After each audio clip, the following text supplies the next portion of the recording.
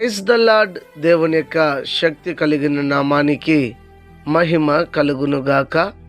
ఈరోజు దేవుని యొక్క వాగ్దానము తిమోతికి రాసిన 2వ పత్రిక 2వ అధ్యాయము 1వ వచనము. నా కుమారుడా, క్రీస్తు యేసునందున్న కృపచేత బలవంతుడు కమ్ము అని ఇక్కడ రాయబడి ఉంటున్నది. ఇక్కడ పౌలు తిమోతితో చెప్తున్నాడు, ఏ విషయంలోనూ నువ్వు భయపడద్దు, దిగులు చెందొద్దు. నీవు బలహీనుడు కాదు, నీవు బలవంతుడు. క్రీస్తు నందున్నటువంటి నీవు బలవంతుడు కమ్మని ఎలాగైతే ఉత్తేజపరచాడో, బలపరచాడో, ఈ దినము క్రీస్తులో ఉన్నటువంటి నీవు, యేసుక్రీస్తుని తన సొంత రక్షకుడుగా కలిగి ఉన్నటువంటి నీవు ఒకటి గమనించు.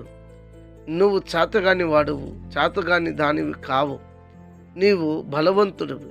ఎందుకంటే నీవు క్రీస్తు నందున్నావు గనుక నీవు బలము పొంది నువ్వు ముందుకు వెళ్ళాలి.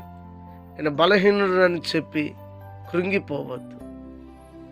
ఏ విషయంలో అయినా సరే, ప్రతికూలమైన విషయంలో కూడా బలవంతుడుగా నేను ఉన్నాను, నా ఎదుట క్రీస్తు ఉన్నాడు, నా ప్రక్కన క్రీస్తు ఉన్నాడని దృఢ నిశ్చయంతో ముందుకు కొనసాగుదాం.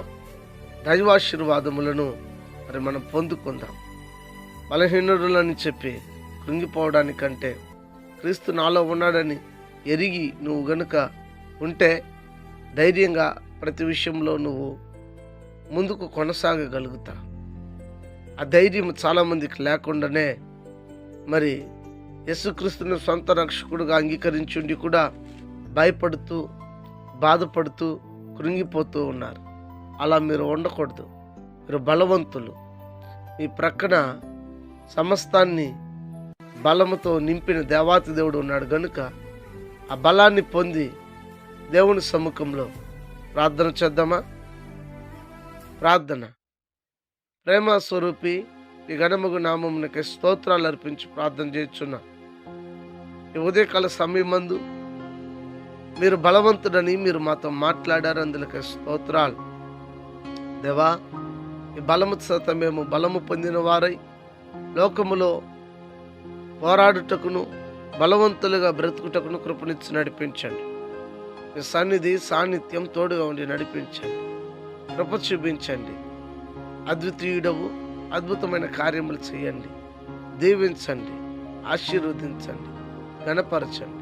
అనారోగ్యం చేత ఉన్న వారికి ఆరోగ్యము, ఆర్థిక ఇబ్బందుల్లో ఉన్న వారికి విడుదల, రక్షణ లేని వారికి రక్షణ ఇచ్చి ప్రతి వారిని మీరు అక్కడ కోసం సిద్ధపరచమని క్రీస్తు యేసు పేరట ఈ ప్రార్థన సమర్పించి అడిగి వేడుకొని ఉన్నాము తండ్రి.